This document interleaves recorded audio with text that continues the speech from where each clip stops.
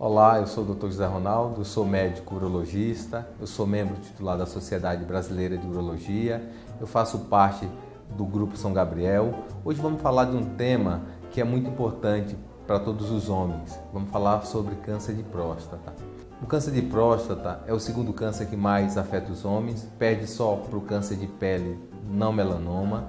Para ter ideia, para 2019, a estimativa pelo Instituto Nacional do Câncer é por volta de 70 mil novos casos, aproximadamente. Isso é importante entender que a prevenção é muito importante para que você faça o diagnóstico precoce.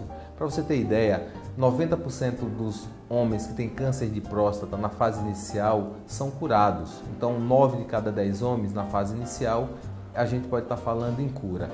Os principais fatores de risco são o envelhecimento, a história familiar, ou seja, pai, irmão, tio que teve câncer de próstata, e os pacientes de pele negra, ou seja, esses três fatores são os principais fatores relacionados ao câncer de próstata. Tanto é que os pacientes que têm algum fator de risco, dos quais falei, a gente começa a fazer o screening, ou seja, começa a examinar esse paciente um pouco mais cedo, por volta de 45 anos. A gente vai fazer o toque da próstata e o PSA. O PSA, para aqueles que não ouviram falar, é um exame colhido no sangue, um exame laboratorial que está disponível na maioria dos laboratórios no Brasil inteiro, tem um custo relativamente baixo, e quando a gente associa o PSA com o toque da próstata, a gente acaba fazendo a maioria dos diagnósticos dos pacientes, ou seja, de uma maneira mais precoce.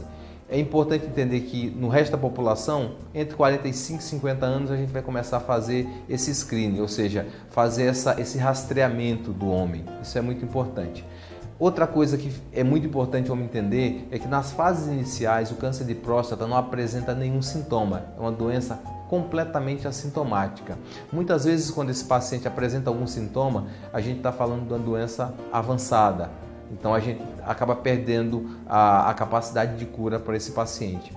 E outras vezes esse paciente confunde o câncer de próstata com o aumento benigno da próstata, também chamado de hiperplasia prostática benigna, ou seja, é um paciente que acorda muito à noite, é um paciente que urina e parece que a urina não sai completamente, ou seja, chamado de esvaziamento incompleto. Esse paciente tem urgência urinária, quando dá vontade de urinar ele tem que ir rápido, às vezes ele pode ter sangramento, que é chamado hematúria. Esse paciente pode fazer retenção urinária aguda e ter que usar sonda, catéter vesical. Então muitas vezes esses sintomas podem ser de um câncer avançado, também pode ser de uma hiperplasia prostática benigna. Então, o que vai diferenciar isso é exatamente a avaliação do médico especialista, do urologista.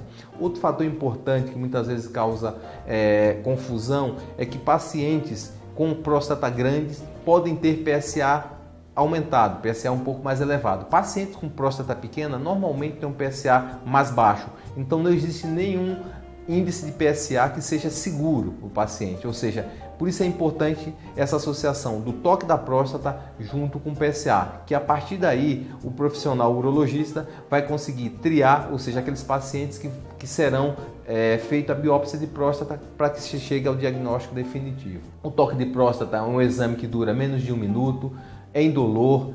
Todos os pacientes que vão a primeira vez, eu costumo dizer que no ano seguinte eles são os primeiros a chegarem no consultório, porque eles sabem, eles perdem o medo, o preconceito, aquela ansiedade, e o homem precisa se cuidar.